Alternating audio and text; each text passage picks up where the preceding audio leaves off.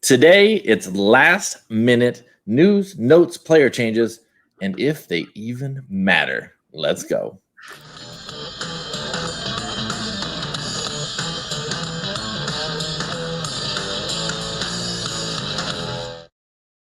What's going on, everybody? It's Bob's Three-Toed Warriors with Word on the Street, Season 1, Episode 41. I believe my math is correct. I don't know. If I had a teacher here to help me out with my math, I'd probably be better off. Oh, wait, I do have a teacher with me. I don't think he's a math teacher, though. I cannot remember. I'm a history teacher, so I'm not helping you at all. There's no help there. Some hieroglyphics is going to get pulled out here. I got Kevin, my buddy. He's been on the show many times. Kevin, why don't you introduce yourself right quick? Yeah, how's it going, guys? Okay, I'm Kevin. You can find me on Twitter at @DuBois_22. All right. What else you got going on? Anything else exciting? Yeah, we're getting ready for the season. Hammer over at Hammercast, we're doing I have a bunch of articles that came out for Dynasty, and now we're kind of in redraft mode. And we're going to be doing a bunch of live streams. And I'm actually doing a prop season bet right now article. So my favorite prop bets of the year. I'm going to put that out. That should be out like Tuesday. Okay. For those who don't know what a prop bet is, and it's not airplane related, what is a prop bet? So when we go looking at props, you're just looking at for the whole season, over and unders, basically. So I'll give you one of my favorite ones because I'm a Cowboy fan. But Dak Prescott right now is at 4,319 yards. It says over or under. So you either bet the over, which means you think he's going to get over 4,300 yards, or the under. And so that's one of my favorites. I think he's going to blow by that 4,300 number pretty easily. So I'm just kind of helping people out win some money for the year. And we'll do our best. I usually do pretty good with the over-unders and the prop bets. So it was exciting. I was glad I got to do it because I wasn't sure if I was going to be able to do it this season. And now it's here. And I'm like, all right, I get to waste some money. Sweet. All right. So I can be found on Twitter at Bob's Three-Toed, on YouTube at Bob's Three-Toed Warriors, Facebook, the Word on the Streets Fantasy Football Podcast. All right, so here is some programming notes for you, the in-season schedule before we get into the player changes, which is the show's topic today. So for the in-season programming, we have Tuesday releases, not Monday, Tuesday, Thursday, and Friday. Those would be collaborative episodes with Kyle from the SmackDown podcast. You guys have heard him on the show a couple times before. Great guy. So Tuesday morning will be the waiver wire. Tuesday night, we will have the live stream still. That live stream will cover many different things, have lots of guests on there, catch up on the news, thoughts from how the weekend games went, and also answer some questions for you guys while you're sitting there doing your waiver wire. Pop on the show in the background. Why not, right? We'll answer your questions, help you out with that waiver wire. Thursday and Friday shows will be your sit starts episodes. Which players to get going in your roster. That's kind of how you win the league, right? You got to have players on your roster. So, and then Saturday, I'm thinking Saturday's live stream replay, but I kind of really want to do it Wednesday. It's in debate. It's in the air. I don't know. Subscribe. When it hits your ears, you got the sweetness. So listen to it then. All right, let's talk about news from the last few days, last few hours, maybe even the last few minutes. There was some news an hour ago, but it really didn't excite me. I didn't add it to the list. So, and most importantly, does any of this news matter? Some of these things will. Some of these be like, yeah, I don't care about that news. So let's start with probably one of the more interesting ones. Some people would say that's AP to the Lions. Swift, is he still banged up? What's going on there? How are you feeling about AP to the Lions? Does it matter to you? Yeah, I think it matters a little bit. I think it matters if you have any of those guys, obviously. So if you can pick any of those guys up, if you have Swift, you're probably a little nervous right now. I was always under the impression him and KJ were going to carry on Johnson. We're going to kind of split duties anyway. So I was a little worried about that in the first place. And now you add Adrian Peterson, who could maybe score those touchdowns in the red zone. The contract they gave him when I was looking it up today, $2.3 million, including incentives. That's not a small chunk of change for these guys. And so he's going to be on that roster. And again, I like KJ more than most, and I like Peterson. And I think if you can maybe swoop Peterson up, or at least if it's a deep league, if it's not, you can always keep an eye on him in that waiver wire and see if maybe you can grab him, especially if Swift's more banged up than they're letting on. Which makes it look like he is, just because they went out and drafted Peterson and after giving up, pretty good draft capital with Swift. So I like it. I think it's an interesting move. And I think that you have to keep an eye out. He's like Frank Gore. He can't go away. Like, he's always going to be on a roster somewhere. He's eternal. Yeah, he's eternal. Yeah, I'm not loving that backfield. I keep creeping away from it further and further. I think I got Kerryon Johnson late in my last draft. relatively late. I wanted Ingram there. Someone snagged him, 2 running backs before me, so I think I ended up with Kerryon Johnson. Didn't love taking him there, but yeah, doesn't excite me. Maybe in some ways, if Swift's injured and Peterson's there, maybe it's actually more exciting because that means that no one's really going to push Kerryon Johnson out of the way unless it probably is the rookie. Yeah. So maybe it's actually more beneficial because it holds the rookie off just a little bit longer. All right. Bryce Love makes the WFT. Yeah, it's their new name, WFT, not WTF. Washington football team, WFT. What the? All right. So they got Antonio Gibson there. They got Peyton Barber. They had a couple names there, but obviously they got rid of AP. Bryce Love was speculated to be, possibly getting chopped, and instead AP did. So how you feeling with these guys here? Yeah, this is kind of similar to the Lions, where you're kind of like, what do I do here? Kind of like the Patriots as well. Like, you don't know, the running backfield is just so jumbled up. I think it's basically you just take what you think is the best value. So for me, do I want to spend a really high draft pick on Antonio Gibson, which everybody is right now? Like, I don't know if I want to use that value. I'd rather take somebody else in those rounds and maybe swing at Bryce Love later, or Peyton Barber. You could get Bryce Love pretty late if at all, if he's even going to get drafted at the end.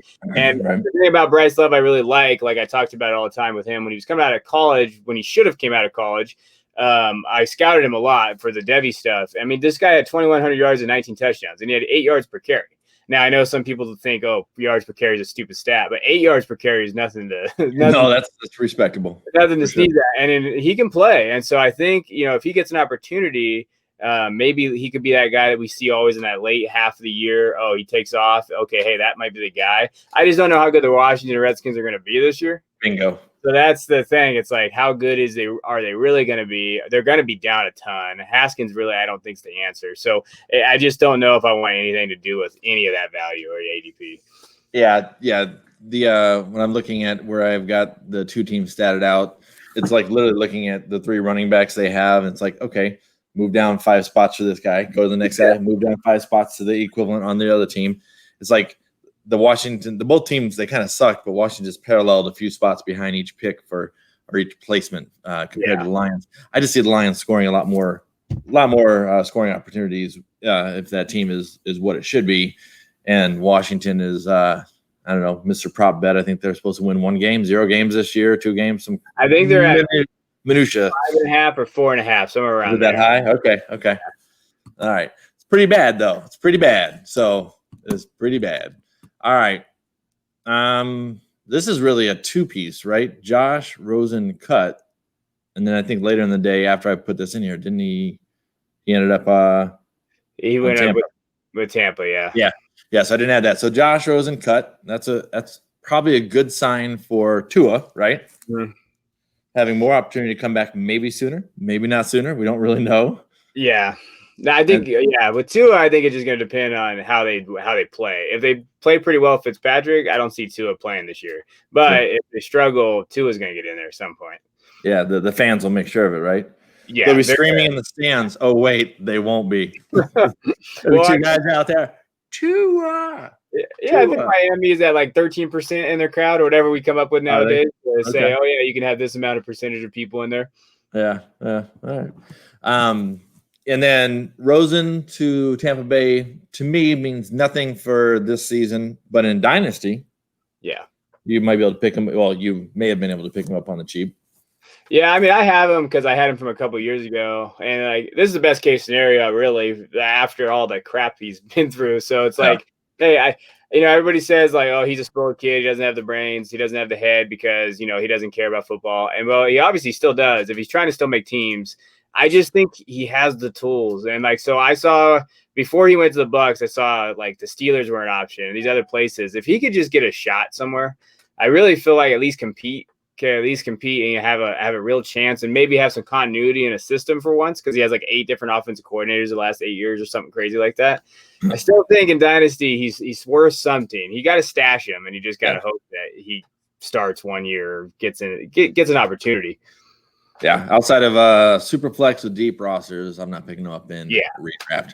All right, Marquez Valdez Scantling impresses in practice. That's what one note said, but I'm not buying into him. I'm not really buying into any of the second wide receivers. I've got, I think, Lazard and I think on one team.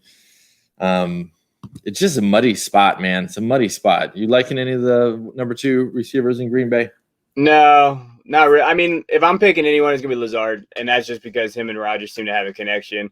I think the Scantling thing is one of those things that coach speak like, oh, he's impressing. He can impress all he wants in practice, but he hasn't impressed in his regular career. So at some point, you got to produce in games. And I actually have a buddy in one of my leagues. He's from Green Bay, and he was talking about how Scantling was actually trying to rent a house this year. And the guy wanted him to sign like a 2-year lease. He's like, "Oh, I probably won't be here for 2 years." So he kind of already knows. I feel like he's on the way out. Oh, that's awesome! I love it.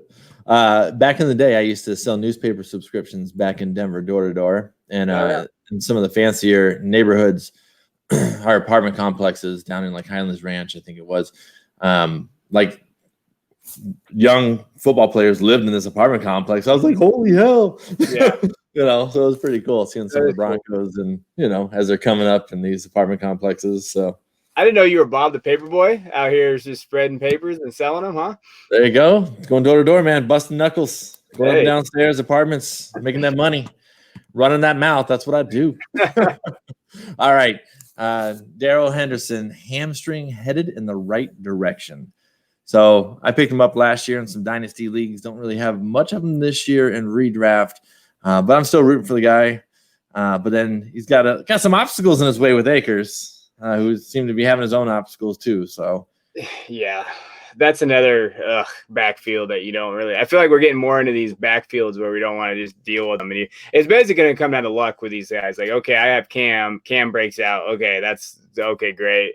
I have Darrell Henderson in a couple leagues, like you said, but I really think if I'm nervous if I have Henderson only because I feel like Akers could really take off now if he gets that opportunity now. Before it was more of a hey, let's see like a committee. Hey, let's see what you can do today. What you can do today. If Akers is really that guy and he busts out, Henderson might not ever be anything. Yeah, that could be concerning. Like if he can't be anything, then he might not even be a league in a couple of years.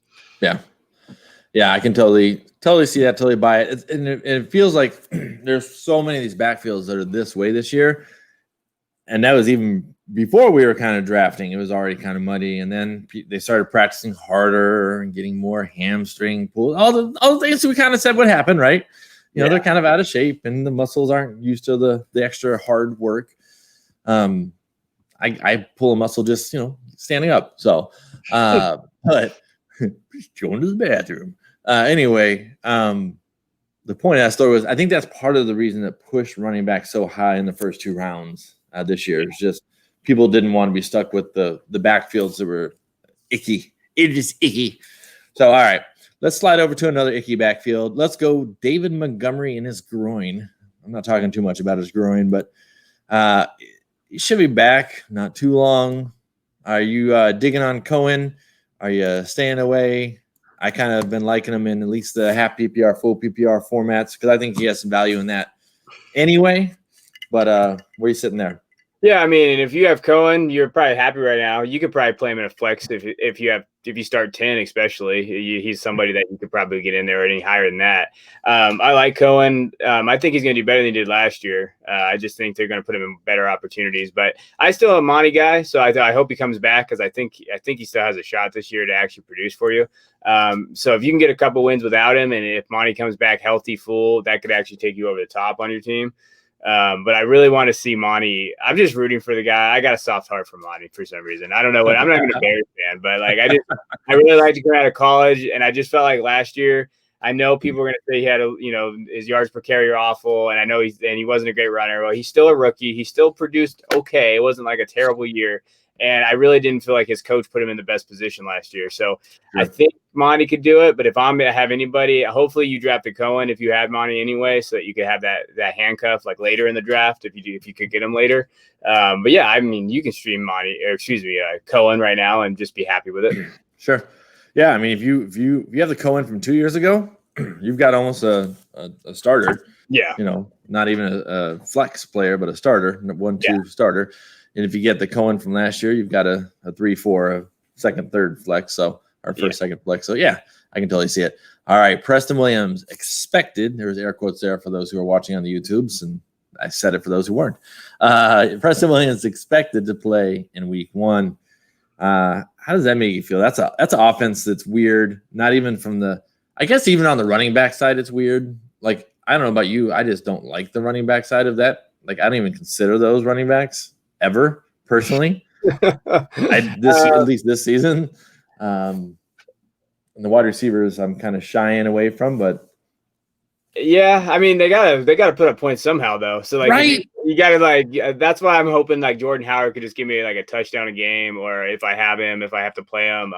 The cool thing of that after you sent this, Preston Williams, I was looking at him. I mean, I have Preston actually, and I like him, and I like what he did last year. And last year, if you look at it, up until he tore his ACL, he was actually 4th among rookies in receiving yards. So he was right behind Metcalf, McLaurin, and AJ Brown. So he was producing at a pretty high level last year. And so right now it says, you know, he's basically getting drafted as your wide receiver 37 in ADP. And so if you can get him in that, you know, that range where he's kind of your wide receiver 4, 5, maybe 5, that's a heck of a steal. And I'm excited for him. I think he could do pretty well. And if him and Tua could maybe get some chemistry, he could be there for a while. He's young. He's obviously produced at a high level with Fitzpatrick. So I like him, especially in Dynasty redrafts. You're really taking a shot and hoping that he can stay healthy and produce. But like, he might be one of those guys later, your wide receiver 5 or 6 that could produce for you. Yeah. I mean, I feel like in some shallower drafts, he probably didn't even get drafted or is close to the end. Like, here's my shot guy. It's kind of how he was getting treated. But yeah, he definitely had some talent going in.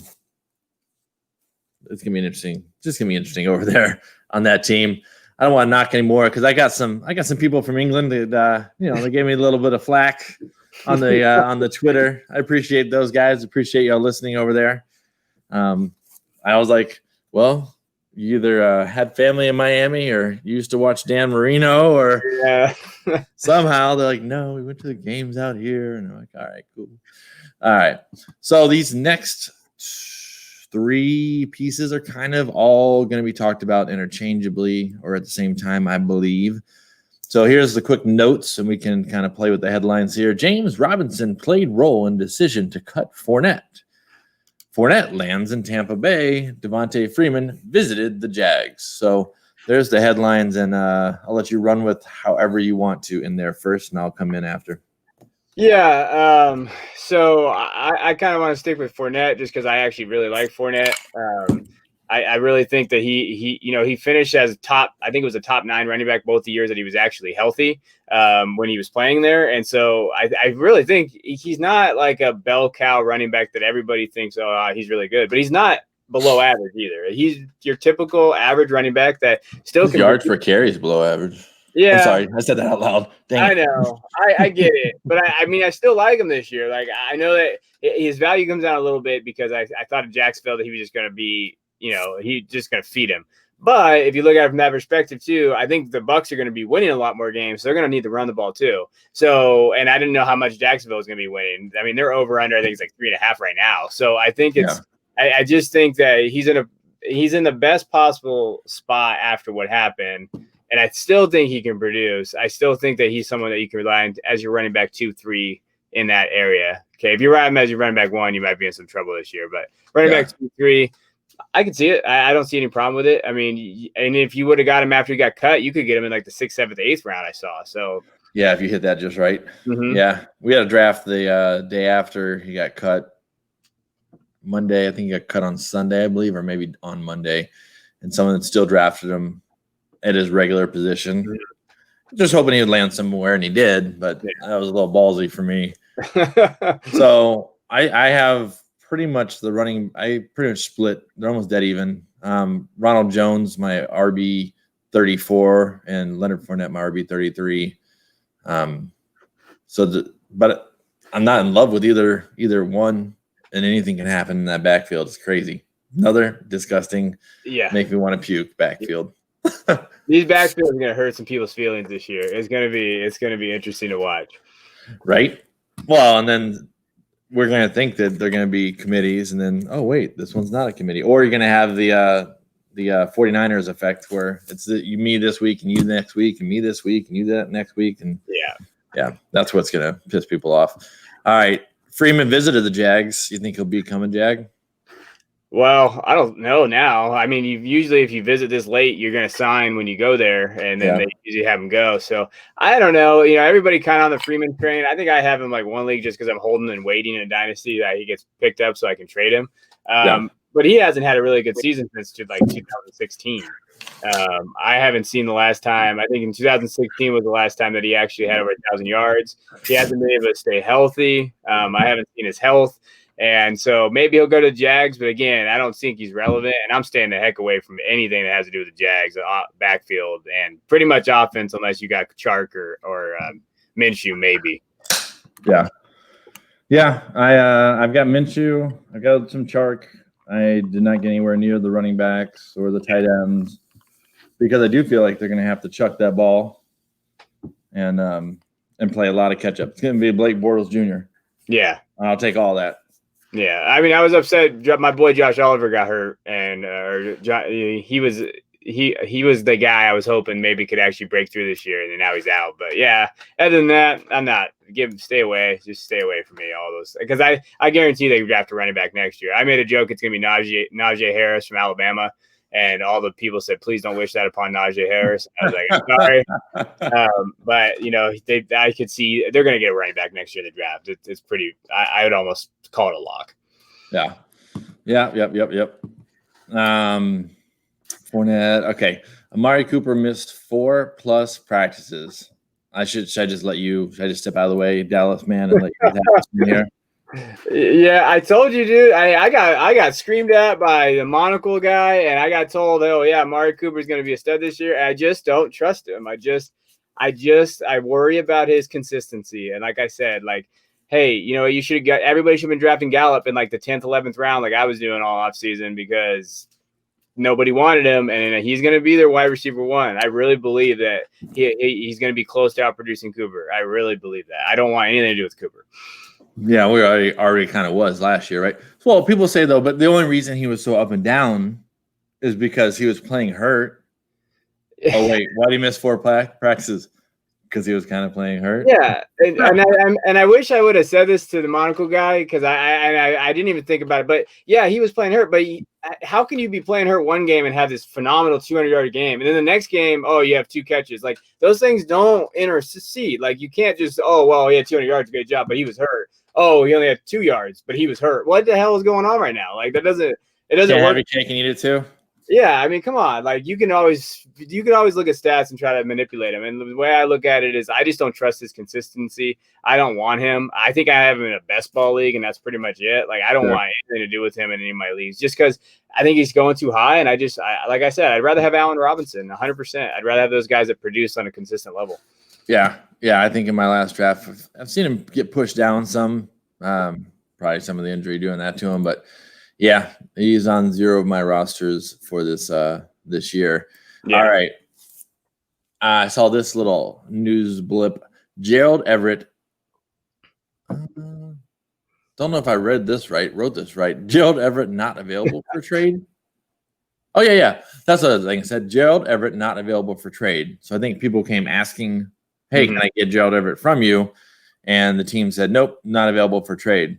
So I know if someone knocks on my front door and says, hey, I will pay you to get out of this crap hole, I'm like, this is Studio 1329, bro. You ain't getting this. But if I can keep the garage and you have the rest of the house, we can talk. So if you come to me and say, hey, I will give you some sweet draft picks for Gerald Everett, I mean, you've got Tyler Higbee. You don't need him. They said no. Yeah. How do you feel about that? Well, that just kind of confirms everything I need to know about Higbee to me. Thank you. I just don't. I'm not a big Higbee guy. I actually traded Higbee over the offseason for like a couple pieces and a draft pick, and everybody said I got screwed. And I'm like, I don't care. I don't want him. When I was looking it up, and it's 100% true. So in his 58 career games, basically been mediocre, and then he had 5 real games last year. Against 2 was against the Cardinals, I believe, who we all know are terrible against tight ends. Right. Yep. And so I just, like you can go on Higbee all you want. I just don't think he's getting drafted as tight end 8-ish around right now, like in that area.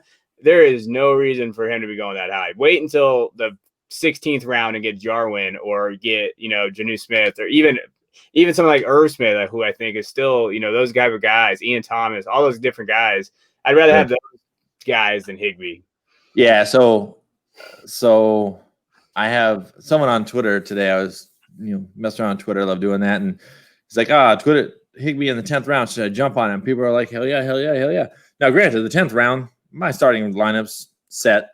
My bench is pretty well set. I'm probably still not even taking a quarterback yet. Yeah. So there's nothing wrong with spending a 10th round pick on a tight end. But I can have Higbee as my tight end 22, Irv Smith 21, even have Doyle 20 and OJ Howard at 19, Austin Hooper at 18, Blake Jarwin 17, Fan at 16. There's just so many people I'd rather take above Higbee because his scenario to me is the equivalent of these running back scenarios we were just puking on.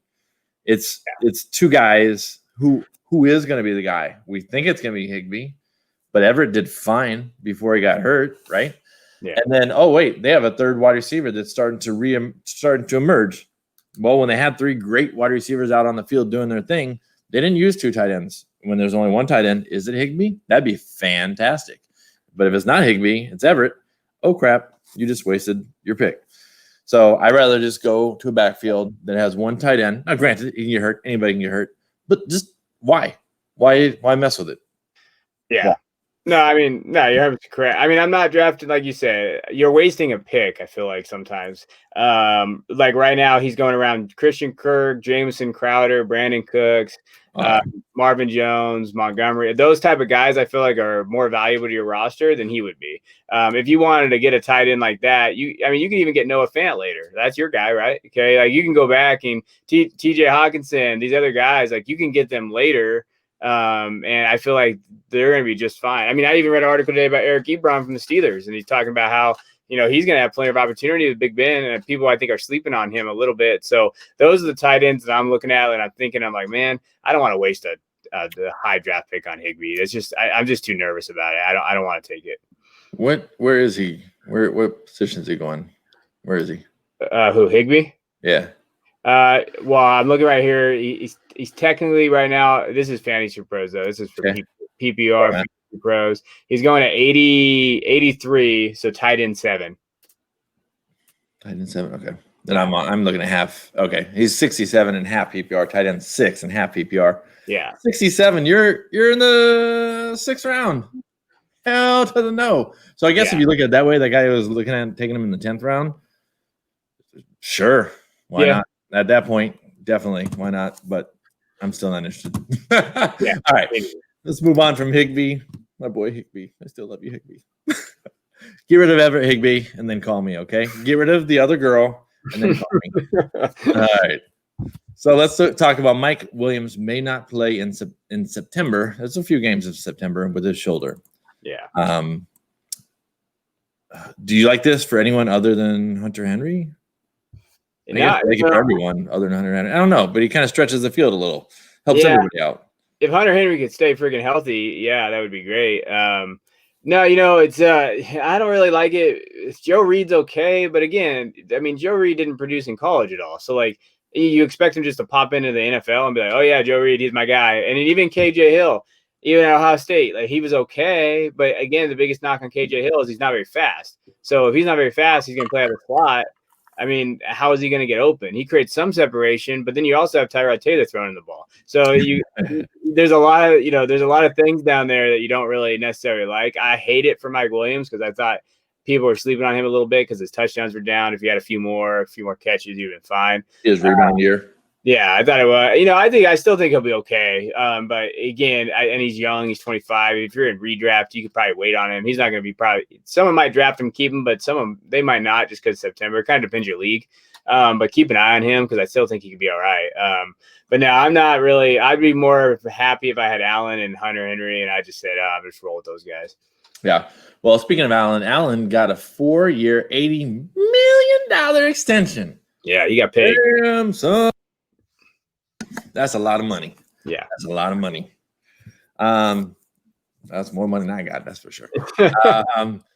Does it make him any better or worse? I don't think it really does anything for us in fantasy football. maybe in Dynasty it says, okay, he's there longer. But with the quarterbacks, maybe we like the fact that he's there longer. Maybe we don't. Who knows? Yeah. No, I mean, I like it. I mean, I think in Dynasty, you're looking at a 2-year window with him. So that's kind of where you need to be. Like, hey, I got him for 2 years. I got to try to compete or I got to ship him off. Redraft. I think he's going to get some targets this year. I mean, he's going to have to. That quarterback situation, like you said, I don't know. They're just, I like Herbert more and more, but I just don't think he's ready yet. And then Tyrod Taylor, everybody keeps building him up, but I feel like they forgot like what he looks like when he plays. So I don't know. Like he's always that perennial backup that you always want to start, and then he starts, and you're like, oh, that's why he's a backup. Yeah, I don't disagree. All right, AJ Brown lingering injury. Corey Davis. Oh yeah, baby, here it comes. I told y'all people get Corey Davis. I told y'all people. All right, it's probably not a lingering injury that's really that big a deal or worth worrying about. But anytime you see those words, you got to worry. You got to wonder. Does it even matter? You looking it up right now? No, I was thinking about it. I knew I saw it the other day. Actually, I saw it on Sleeper today, I think, when I was like setting my lineup. I'm like, what the hell was wrong with AJ Brown? Because I didn't even really hear anything. Yeah. I don't think it's that big of a deal. If he was tweeting out, we got Clowney the other day, and he was all excited about it. So I think he'll be all right. Those lingering issues, I think one thing we got to be worried about as fantasy owners and managers is that these injuries this first week, man, are going to be bad because they haven't played. It's going to be sloppy, and you're basically just going to be, even if you win, you better just hope none of your guys get injured because it's going to be bad. Yeah. Yep. Yeah. My AJ Brown love extends to him being a wide receiver. Why aren't you moving, computer? Wide receiver 13. I'm probably lower than most on him, and I'm probably way higher on Corey Davis at 33 than most. So the return of Corey Davis. Look at you, Bob. You're in that camp, huh? I'm in that camp, man. I just think the team is gonna chuck the ball more this year. And I think that's not going to all go to AJ Brown. I think Corey Davis will actually see more targets, but he's not as explosive with it, so he won't get as far. He won't score as much with it. So he'll still straight linger behind. He'll have more opportunities, but do less with them. But we'll see. It's all a guess, right? Yeah. All a projected, probable guess. All right. Do these tie together? No, these don't. Okay. Rashad Penny on the PUP, out for the first 6 weeks. Plus, could be more. Could be back, ready to go sooner, but he can't come back for 6 weeks. So, Chris Carson, Carlos Hyde, DJ Dallas. Any of those guys at all excite you? Nah, Carson. I mean, shoot, that guy's still there if he's healthy, like we talked about. Seems like he is, but I mean, Carson's one of those guys that everybody forgets about when they draft, and then he ends up just killing it for the first 10 to 12 weeks, and then gets you into the playoffs. If Penny's not going to be there, I mean, I don't see Hyde and DJ Dallas really competing for carries, and they like to run the ball a ton, so that would help me. And if I'm a Wilson owner, maybe they'll actually throw the ball. Maybe the first time in however many years. So. I'd be happy with it, but I mean, if I'm a Penny guy, I'd be a little worried right now. I don't know if Penny has it. I don't know if you're going to be able to, after all those. I don't know what you picked him at your rookie drafts if you're in Dynasty a few years ago, but I don't know. I wouldn't. It might be. He was in the first round. I'm pretty sure first round or early second for most people in their drafts 2 years ago when he hopped on board. So, yeah, definitely. All right, yeah, maybe they could give a little more passing work to DJ Dallas, but I still don't think he's worth drafting unless he can be a Carson injury away from stepping up and over Carlos Hyde, because everybody steps up and over Carlos Hyde, it feels like. Carlos Hyde, that's another guy that's played at all kinds of different teams in the league still. You're like, that guy still plays, huh? All right, good for him. Well, you do know why he gets on the other teams, right? Why? He's the hurdle practice that other teammates practice hurdling and jumping over. Dad joke supreme. Oh man, there you go. I'm glad I set you up for that one. Thank you. All right, here's one. And a couple of these next three are all on the same team. So here I'll give them all three to you, and we'll kind of do it like we did before. Alshon Jeffrey avoids the PUP, so avoids having to be on the bench for 6 weeks. but then they talked about trading him, but then nobody was like, yes, please send me your garbage. Miles Sanders held out of practice for precaution, but he should be ready for week 1. I said that with a very inquisitive voice. And Jalen Reagor with his shoulder should miss a few weeks, but he didn't find himself on the pup either. So take that bag of tricks and then tell me how you like any of the Eagles or all the Eagles, because even their quarterback is injured off and on this season. Yeah. I love it. Keep going, Eagles. You're my boys. Okay, you just keep going to injuries so that the Cowboys can just win that division outright easily. Oh, shit, I forgot who I was asking. So, yeah, good job, Eagles. I'm proud. I'm glad that you guys did not get any younger receiver besides Reagor, and you did that. No, Jeffrey doesn't seem. I wouldn't move the needle with Jeffrey. I don't think he's draftable. I mean, you could draft him later if you want, but I don't know what he's going to give you. Sanders, I'm okay with Sanders. I think Sanders is going to be fine. I actually like Sanders. It sucks for me to say that about an Eagles player, but I have him, and I think he's going to be just fine. When he played at Penn State and watching him, he's a stud, and he's going to be a stud. But Boston Scott's not somebody that you don't draft though. You got to keep him on your roster because if you find him and you can flex him out, and especially if Sanders, we saw it last year. If you can't do that full load, Scott is somebody to keep an eye on out there if you haven't done that already. And then Reagor, that sucks about Reagor. I've been looking at a lot of stuff for the doctor stuff, and that could be like a 4-week to 6-week injury. That's not ideal, especially in redraft. Rookies, Reagor out. I don't know. Maybe later if you can pick him up, stream him, and see if maybe he'll give you something. Yeah. So for me, Alshon Jeffrey is someone I was avoiding already just because I've owned him before. And I did not appreciate it. And so I'm not owning him ever again. Some people just make that list for you. He made the damn list. Yes. Carrying him on my team raised my own health insurance. My deductibles went up. So that's Alshon Jeffrey for you. He avoided getting traded. That tells you a lot right there that they're even considering trading him. Yeah, it almost makes you think that maybe Reagor is not as hurt as you think, or unfortunately for Reagor, they like people behind him, not necessarily behind him, but Ward and those guys too. Yeah, maybe they think they have enough wide receiver depth that they could have traded him away. So that's a very weird story you're telling. People say follow the money, follow what the team does. If they were really trying to trade him away a week before the season starts, that means they're confident without him. And even with Reagor, I'm a big Reagor fan, obviously, as you couldn't tell. I'm kind of like for the guy.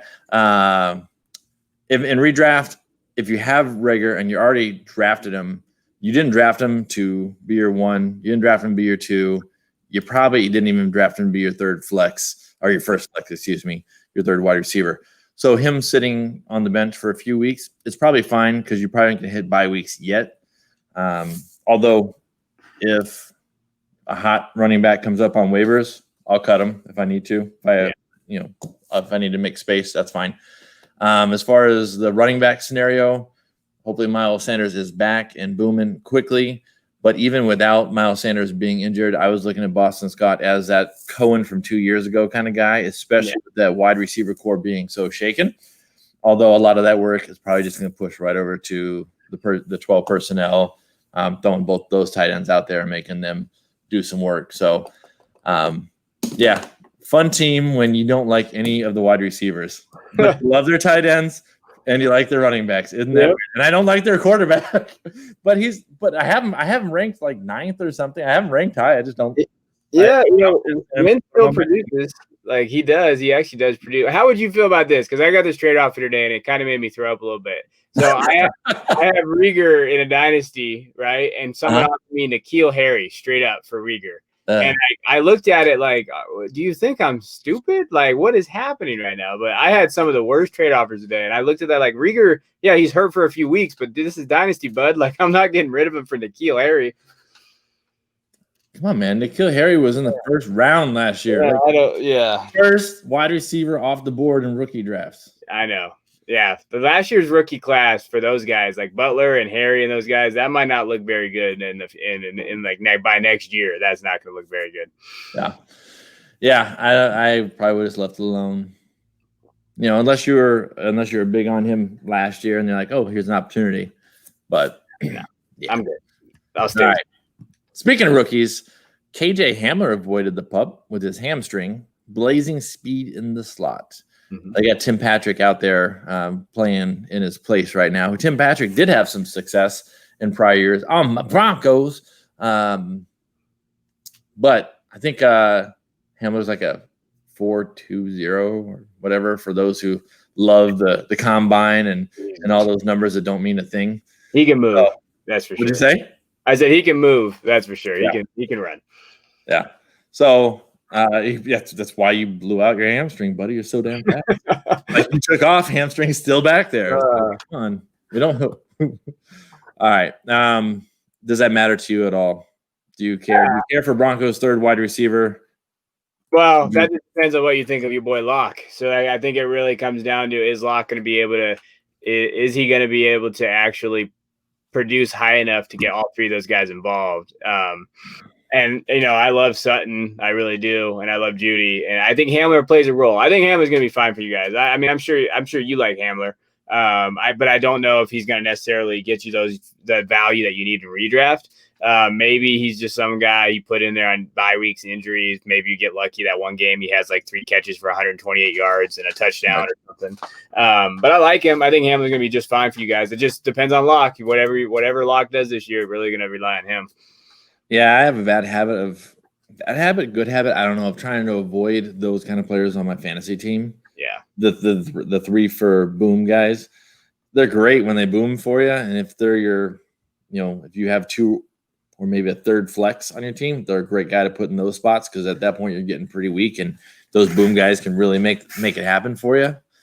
But I try to avoid those guys, and then at the same time, I love Mr. Anderson. So, who is kind of one of those guys? Yeah, you're right. Yeah, I mean, you're 100% correct there. I don't know. I think Hamler's going to be. I think he'll be okay. I just don't know. I think they're going to run the ball more. You would probably know more for the Broncos than I would, but I think that running game is be all right. I just don't know. I don't think he's in a redraftable type of situation where you want to grab him. I would love to pretend that I know what the Broncos are really going to do. Do you think? Okay, so they face the Chiefs twice in the season. Yeah. I don't think they're going to be really just trying to run the ball down their throat. Yeah. No, they're going to have to shoot it out. Yeah. They have to play the Saints. They have to play the Bucks. They have to play who else is out there in that same division that they play this year? Saints, Bucks, Tampa Bay. Yeah. I mean, I feel like that's 6 shootouts right there. There's 10 more games after that, but there's 6 shootouts right there. Yeah. They're just designed by creation of the level of your opponent. So I don't know how much they're really going to be able to go with that. So I don't know. We shall see. All right. Kenyon Drake. Kenyon Drake. Walking boot for his ankle. Preventative. Or whatever term he used. Something similar to preventative. I think you were on the show when I made my wise ass crack about that. Yeah. Well, why aren't you wearing one on both feet? You only want to prevent an issue from one foot. You lying sack of crap. Yeah. I everybody knows by now, if you follow me on Twitter, I'm not a Drake guy. So this is something to me because I just, like I said, he has never really produced at a high level. I know last year he came on strong after he got to Arizona. I don't know. I don't really want anything to do with it. If he is hurt, like what happens? I mean, an ankle is something that can get injured pretty quickly, especially with the lack of reps, like we talked about earlier. Especially being a running back, where people thinking you grabbing your ankle, twisting it, pulling you down by it. It scares me, especially where he's going right now. Like he's going that second round, and it's just that's it. I don't know. I just don't know if I want that. Like I had somebody in a recent draft and redraft. He was their running back 1, so they went wide receiver in the first round. I think they got Thomas or Hill, one of those guys. And then they turned around with Drake in number 2. And I'm just like, man, if that's your running back 1, that's ballsy, because after that it gets really it's that cliff. It just comes down. Yeah. I'd be worried. If I'm a Drake guy, I'd be a little worried right now. I don't know what that offense is going to do completely. And so be careful with him. Yeah. Yep. I have him in a spot or 2, but I think it was in those spots where I went bang, bang, running back type deal. So I feel better about that, but get out that damn walking boot. It's not preventative. Don't lie to us. All right, Deebo Samuel avoids the pup with his foot, but when is he back? And are you a fan of Deebo? I'm personally not. I understand. The fun thing I like about you is that you love college. That's why you do Devy stuff. Yeah. I don't watch the college stuff nearly as much, so I lean towards, guys like yourself for those young players and that knowledge there. I don't mind, but that's also why I listen to stuff and study stuff in the off season. So instead of watching the games and such, I glean from other people's knowledge. So Deebo Samuel. Yeah, I mean, I wasn't that high on Deebo coming out. He was okay, but again, he played in a situation in South Carolina where he didn't have a lot of good quarterbacks throwing him the ball, and then he went to the Niners where he doesn't really have a good quarterback throwing him the ball. So I get worried about, because I mean, I like Jimmy G, he's whatever, but that offense doesn't really set itself up for a passing game. I mean, they're going to run the crap out of the ball. Jimmy G has a couple games where he has over 250, 260 yards, but again, who's going to be the beneficiary of that? I mean, with all those receivers going down, though, I mean, Deebo, if he can come back healthy, then I think, after you look at that roster, he's got a shot. Like even Pettis has a shot again. Like he's back from the dead. I made a joke about the Undertaker coming back from the dead. Like, oh, there he is. Like he's there. But I like Deebo. I just don't like him as much as I think some people are drafting him at. But they're going to have to throw the ball to somebody. And if he's got guy second year in the offense, I would take a shot on him. I'm not as worried about that. But I temper my expectations. Wide receiver 3-4 in that range would be more likely for me. Yeah, I eyeballed Pettis in a 14-team league really late. I'm like, I still can't do it. But man, did I spend money on him last year? Oh yes, I know. It's so funny too, because you get these things on Twitter. I remember last year there's a couple big accounts who were saying Pettis is going to be the next big wide receiver one and all that stuff, and now they're just MIA. They haven't talked about that at all. And I'm like, oh wait, what's happening here? Where's your accountability? Yeah. Like, so I don't know. I get a little worried about that. I think Deebo's gonna be fine. I think he'll be okay. All right. Oh, I just clicked on this one, which is not the last one. I'll give you two here, one at a time. Lamar Miller cut from the Patriots. Not a huge surprise that he gets cut. No. Sounds like that's better news.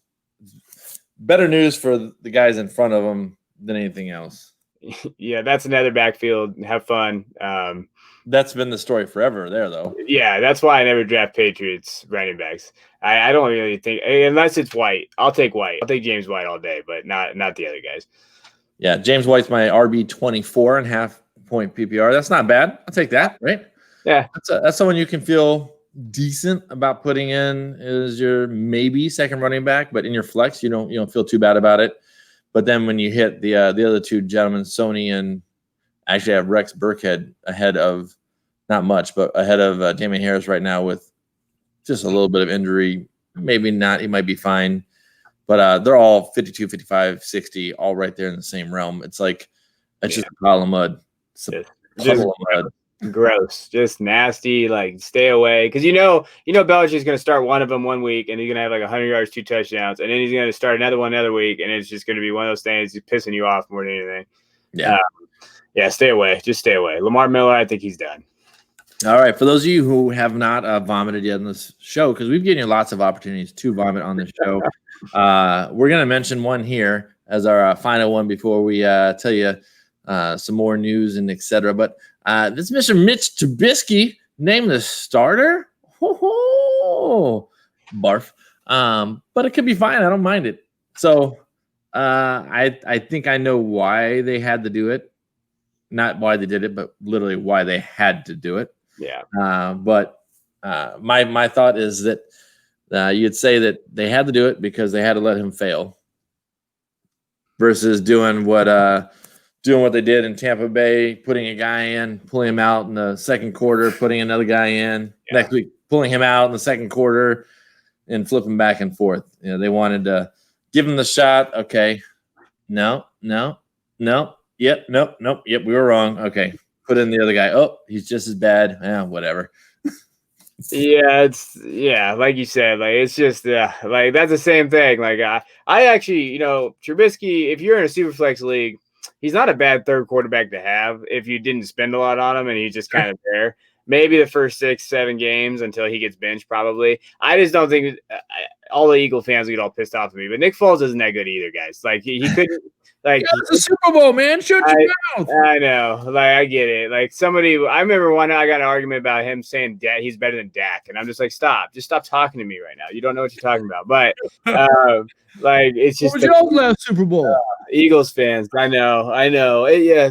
The freaking Patriots have let me down. I've only rooted for them 3 times in the Super Bowl, and all 3 times they lost to the Giants twice and the Eagles. And I'm just like, come on, guys. But now Trubisky, he is what he is. I think the name of the starter, he's got to do well those first 3 or 4 games. If he doesn't do that, then he, like you said, Foles is going to be the guy. All right. Well, that's going to conclude this show. As always, I appreciate you coming on the show with me. Love having you on the show. I think you're an awesome guest with awesome knowledge, and I think the fans love hearing from you. So before we go, for those not looking at the screen, why don't you remind everybody what you got going on, and then I'll send us on out. Yeah, so you guys can find me at hammercast.com and on Twitter at @theboys_22. You look for my Gambling Lions article coming out here this week, and then just look at me on live streams. I'm sure I'll be on Bob's podcast again. I love coming on here. He's a great host. Unless he kicks me out of the group, and then I won't be, but I'll be watching. So no, he's a good guy. I appreciate it. And hey, just find me on Twitter, and I love to engage. You can send me DMs for trade advice, as long as you're not an Eagles fan. If you're an Eagles fan, just leave me alone. But everybody else, you're free to jump in my DM. What if they're nice Eagle fans? There's no such thing. I don't know if I've ever met a nice Eagles fan before. I don't think I have. All right, I'm not gonna beat up on anybody's fans. I'm just not gonna do it. I'm gonna be very diplomatic here, neutral. Anyway, thanks for listening, everyone. I can be found on Twitter at Bob's3Toad, on YouTube at Bob's3Toad Warriors Fantasy. The Facebook page is Word on Streets Fantasy Football Group. And catch the shows. They're going to be about 4 times a week. Live streams Tuesday nights. Shows in your ears Tuesdays, Thursdays, and Fridays. So it's Bob and Kevin saying soon enough, very soon enough, holy hell, less than a week. Woo! You'll be able to hit the waiver wire, set your lineups, and dominate your opponents. But until then, we'll see you. See you guys. Night, and there's Monday night, Tuesday night, Wednesday night. Oh, 4 sleeps? Let's go.